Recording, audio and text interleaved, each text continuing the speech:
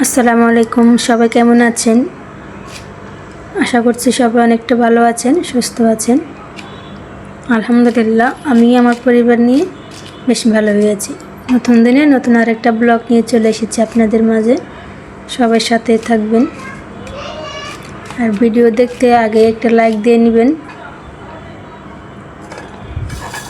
তো আজকে সারাদিন কী রান্না করলাম তাই আপনাদের সাথে শেয়ার করতেছি। তো আপনারা সবাই পুরো ভিডিও জুড়ে থাকুন আর দেখুন। ভেন্ডি রান্না করব তাই আগে ধুয়ে নিয়েছিলাম, ধুয়ে পানি জড়িয়ে রেখেছি, তা না হলে পিছল পিছল হয়। তো এখন ভেন্ডিগুলো কেটে নিচ্ছি। তো ভেন্ডি কাটছি অনেকগুলি, প্রায় বাড়তি ছিল, বাড়তিগুলো আবার ভালো লাগে না আবার খেতে।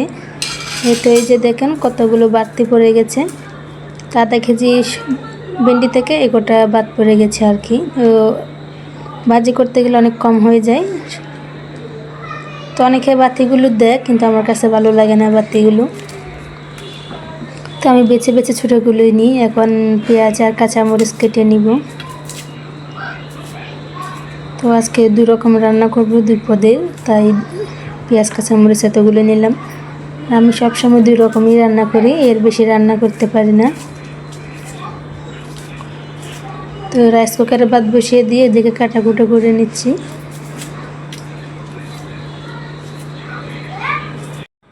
তো আগে থেকে সব কাটাকুটি এগুলো করে নিচ্ছি, যাতে রান্না করতে অসুবিধা না হয়। এটা হচ্ছে শুক্রবারের ভিডিও ছিল, তো রান্না করতে অনেক ঝামেলা হয়ে যায়। শুক্রবার থাকে, তাড়াতাড়ি আজান দিয়ে দেয়। তো আয়েজের বাবাও বাসায় থাকে, তাই একটু তাড়াহুড়া হয় শুক্রবারের দিন। তাই ভাবলাম সব কিছু আগে কেটে দিয়ে রেখে দিই, তারপর রাস্তা করে রান্না করে নিব। তো এই যে আমার পেঁয়াজগুলো চোলা হয়ে গেছে, এখন কাঁচামরিচ দিচ্ছি।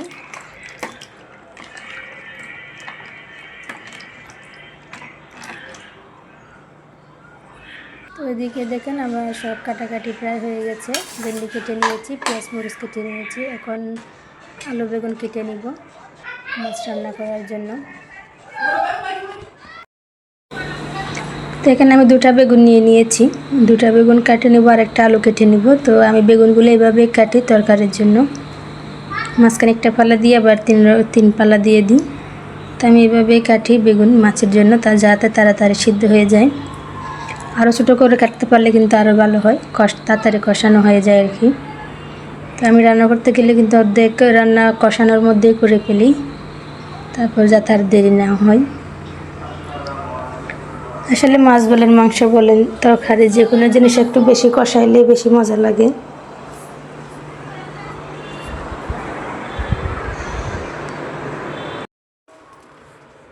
এদিকে কাটাকুটি করে রাখছি ঠিকই, ওদিকে হলো মাছগুলো লবণ দিয়ে রাখছি। এখন একটু শুধু ধুয়ে নিব হয়ে গেলে। তো এই যে একটা আলু দিয়ে দিচ্ছিলাম, এই যে একটাই দিচ্ছি, বেশি দিচ্ছি না।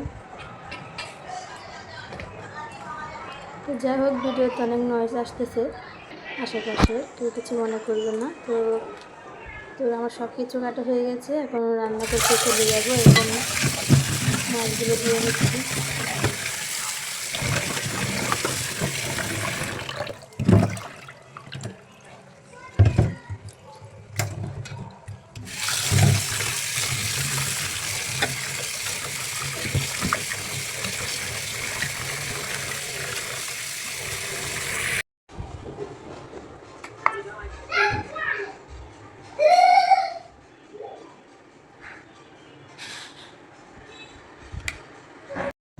তো মাছগুলো হচ্ছে টাটকাই, তারপরে ভালো করে লবণ দিয়ে নিচ্ছি। ফ্রিজে থাকলে একটু গন্ধ লাগে, এখন একটু হলুদ আর লবণ মশলা যা লাগে একটু সবটুকু দিয়ে আমি একটু একটু করে ধনিয়া জিরা। তো মাছের গায়ে ভালো মতো মশলাগুলো লাগতেছিল না, আবার পরে আর একটু দিয়ে নিয়েছি।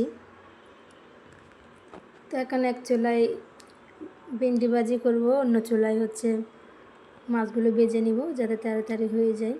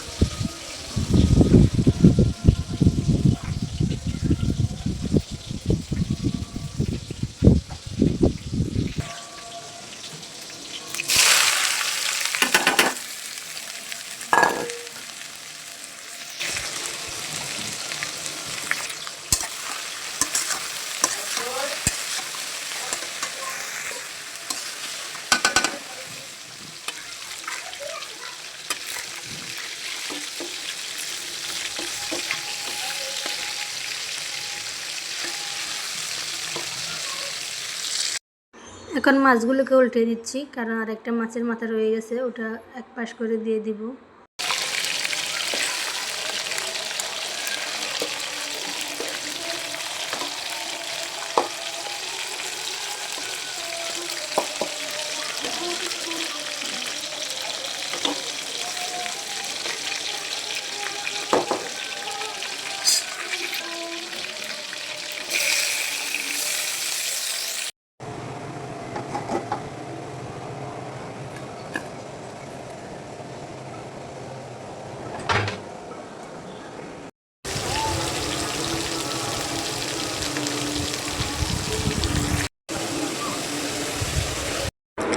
এদিকে মশলাটা আমার ভালো মতো কষানো হয়ে গিয়েছে। এখন হচ্ছে আলু বেগুন এগুলো দিয়ে দিচ্ছি, এগুলো একটু ভালো মতো কষিয়ে নিব। কষানো হয়ে গেলে পরিমাণ মতো পানি দিয়ে দিব।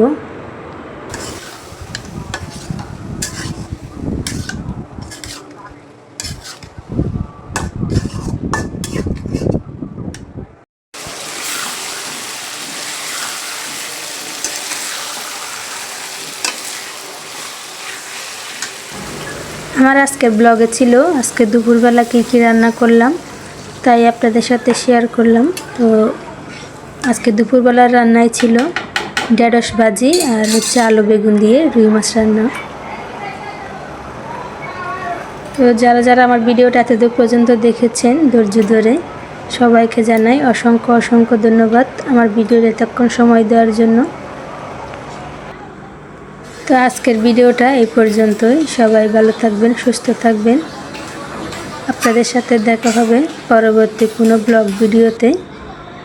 তো আজকের মতো এখানেই বিদায় নিচ্ছি। সবাই ভালো থাকবেন। আল্লাহ হাফেজ।